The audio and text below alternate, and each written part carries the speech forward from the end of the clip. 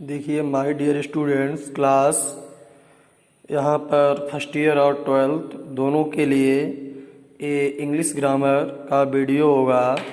इससे पहले बच्चों हम आपको ग्रामर के जो ट्रांसफॉर्मेशन में से हम आपको assertive change into interrogative, interrogative change into assertive पढ़ा चुके हैं, और उससे आगे आज हम देखेंगे कि interchange of exclamatory into assertive sentence.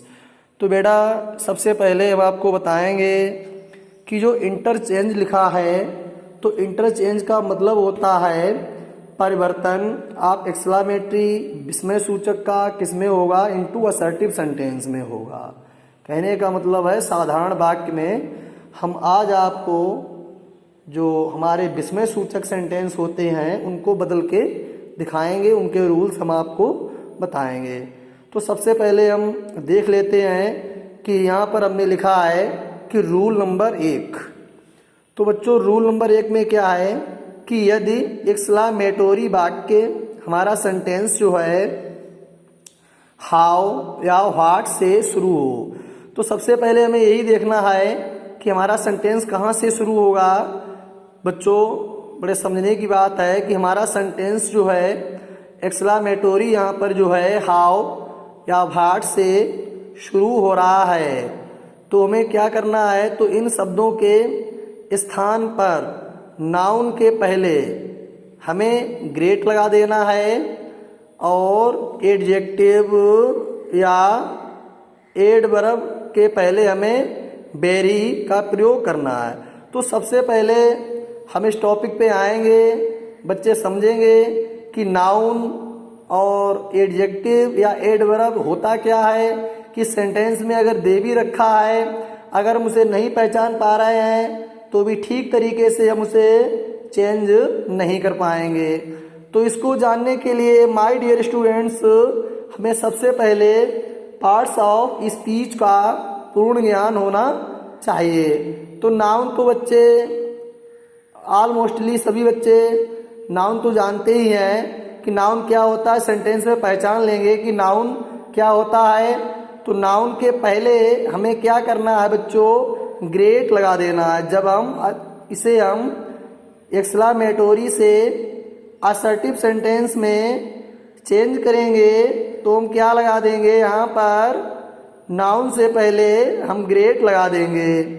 उसके बाद देखते हैं और एडजेक्टिव या एडवर्ब के पहले। तो बच्चों एडजेक्टिव और एडवर्ब दोनों आपने पढ़े होंगे, जानते भी होंगे कि एडजेक्टिव क्या होता है, विशेषण होता है, और जो आपका एडवर्ब दिया है इसे हम क्रिया विशेषण कहते हैं। तो विशेषण में तो जानते ही क्या होता है, भी विशेषता होती है कि जहाँ पर नाउन और प्रोनाउन की जो विशेषता दी जाती है वहाँ पर सीधा हमारा क्या होता है, एडजेक्टिव होता है। और एडवर्ब में क्या होता है कि जहाँ पर क्रिया की विशेषता बताई जाती है तो वहाँ पर हमारा एडवर्ब होता है। तो हमें पहचानना पड़ेगा कि हमारे सेंटेंस में नाउन यदि आया हुआ है तो उससे पहले बच्चों हम किसका यूज करेंगे, अभी मैंने आपको बताया है ग्रेट का यूज करेंगे। यदि हमारे सेंटेंस में एडजेक्टिव या एडवर्ब आया हुआ है तो उससे पहले बच्चों हम किसका प्रयोग करेंगे, वेरी, BRY, वेरी का प्रयोग करेंगे। उसके बाद देखते हैं इसको बिल्कुल वाक्य के अंत में लिखते हैं। अर्थात असर्टिव सेंटेंस बनाने के लिए हमें करना क्या पड़ता है, जरा हम इस बात को देख लेते हैं कि असर्टिव में ले जाने के लिए हमें क्या करना पड़ेगा। सबसे पहले बच्चों हम क्या लगाएंगे, सब्जेक्ट लगाएंगे। क्या लगाएंगे, सब्जेक्ट। उसके बाद हमारा वर्ब आएगा और अंत में नाउन, एडजेक्टिव या एडवर्ब को रख देते हैं। जो भी चीज़ें आपकी दी हुई हैं, चाहे वो आपका नाउन दिया हुआ हो, चाहे वो आपका एडजेक्टिव दिया हो, चाहे वो आपका एडवर्ब दिया हो, उसको बाद में अंत में हम उसे रख देते हैं। तो बच्चों समझ में आया कि इसको कहाँ ले जाते हैं, बिल्कुल अंत में ले जाते हैं। और उससे पहले जो मैंने अभी आपको नियम बताया था कि अगर नाउन आया हो तो उससे पहले हमें जो है ग्रेड लगा देना है, और यदि चीज़ें आई हो तो उससे पहले हमें क्या लगा देना है। अभी मैंने आपको बताया था कि बेरी का प्रयोग करना है, वो भी एडजेक्टिव या एडवर्ब से पहले। तो इसे और अच्छा समझने के लिए हमने यहाँ पर आपको कुछ एग्जाम्पल दिए गए हैं, तो वो एग्जाम्पल हम देख लेते हैं।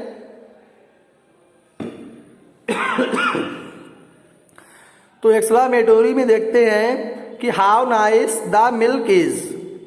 कि देखो बेटा, अभी मैंने आपको बताया था कि रूल्स में जो इसकी पहचान बताई थी, तो उसमें मैंने क्या बताया था कि वहाँ पर आपको क्या लगा मिलेगा, हाउ लगा मिलेगा। तो क्या लगा मिलेगा, हाउ। तो how nice the milk is, यहाँ पर दूध जो है कितना अच्छा है, तो यहाँ पर हमारा विस्मय बोधक चिन्ह लगा हुआ है, इसलिए हमारा सेंटेंस एक्सक्लामेटोरी का हो गया। अब मुझे करना क्या है, बिल्कुल इसे हमें कैसे बनाना है, असर्टिव में इसे चेंज कर देना है।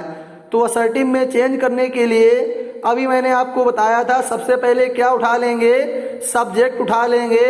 हाँ, एक बात तो बताना भूल ही गए बच्चों कि जब हम इसे असर्टिव में बनाते हैं तो हमारे सेंटेंस में व्हाट या फिर हाउ या फिर जो भी शब्द आपके इंट्रोगेटिव वर्ड्स आते हुए हो तो उनका हम यूज नहीं करते हैं। जब हम उन्हें एक्सक्लामेटोरी से असर्टिव सेंटेंस में बदलते हैं तो उन्हें बिल्कुल हटा देते हैं। तो देख लेते हैं कि how nice the milk is, तो इसे कैसे बनाएंगे। तो सबसे पहले मैंने अभी आपको बताया था कि सबसे पहले सब्जेक्ट लगाएंगे, तो क्या लगा लेंगे, द मिल्क लगा लेंगे। उसके बाद हमारी हेल्पिंग वर्ब इज आई हुई है। अब मुझे थोड़ी पहचान करनी है।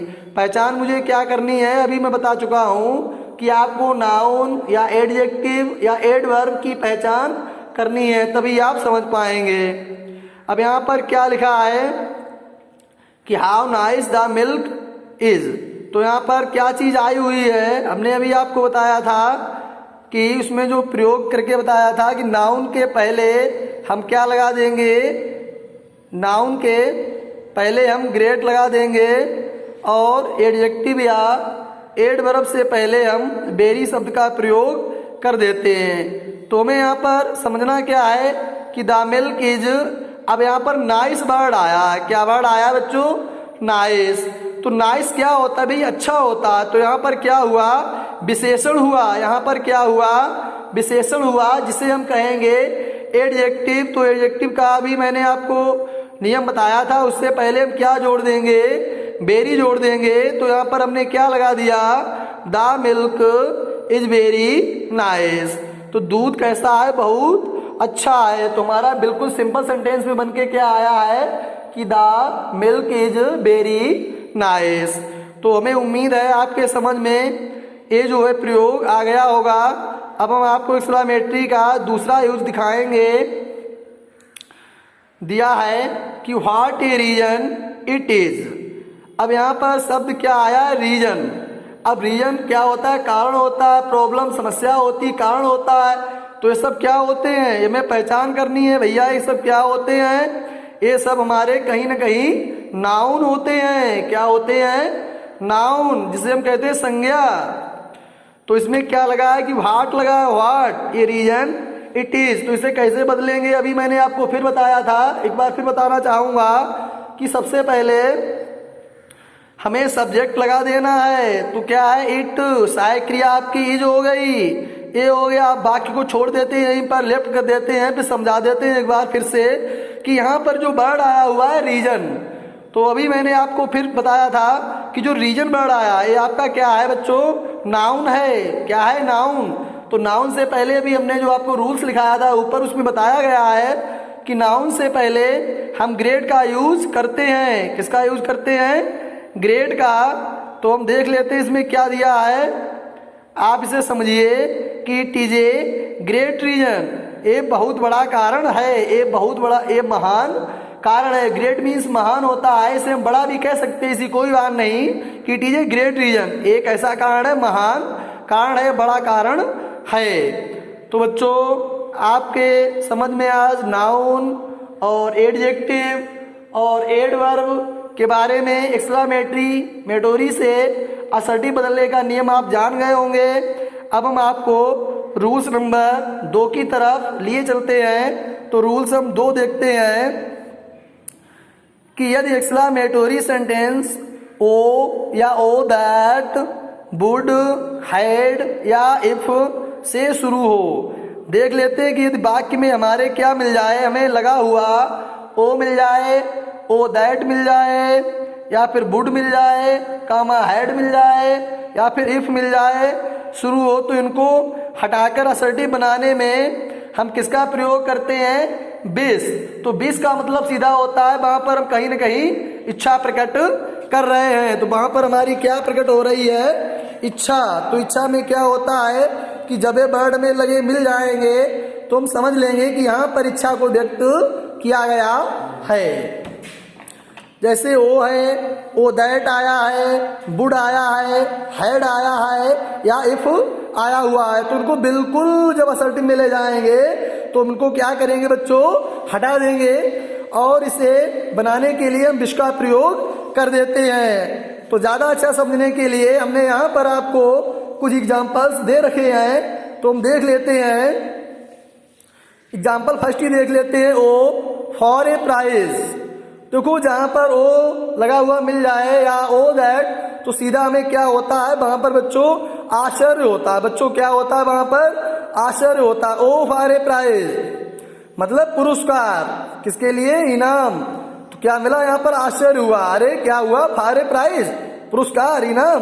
तो यहाँ पर असर्टिव क्या बनेगा? I wish for a prize. तो मैंने भी आपको बताया था कि रूल्स में लिखा है कि किससे शुरू हुआ है? ओ से शुरू हुआ है।